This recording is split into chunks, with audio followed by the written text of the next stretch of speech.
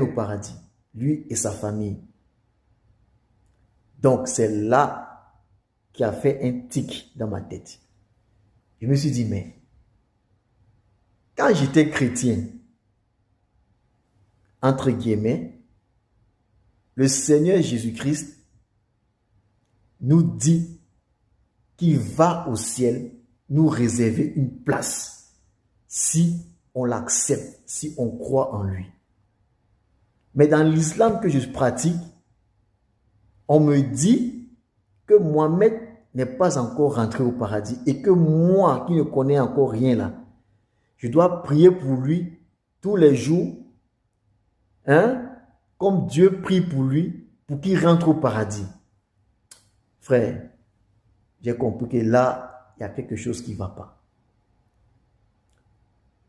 Et c'est ce jour que j'ai pris la décision de retourner dans le christianisme.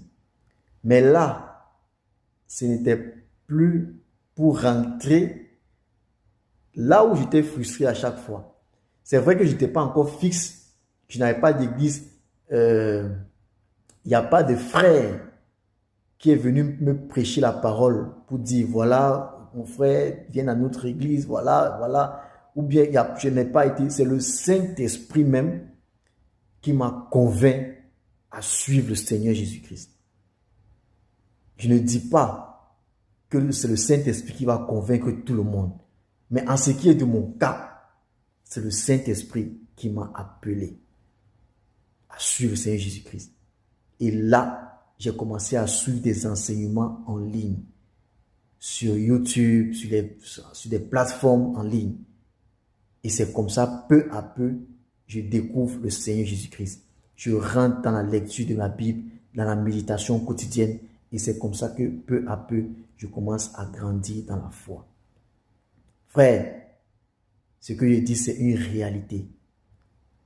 J'ai cherché la paix. J'ai cherché l'assurance de mon salut. Et je vais te dire que la réelle assurance du salut est en le Seigneur Jésus-Christ seul. C'est lui qui mène à Dieu.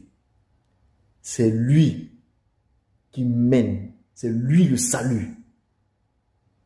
Si tu cherches le salut, si tu es troublé, si tu veux savoir où est-ce que tu vas aller après ta mort, frère, donne ta vie au Seigneur Jésus-Christ. Je ne te demande pas d'être parfait. Je ne te demande pas de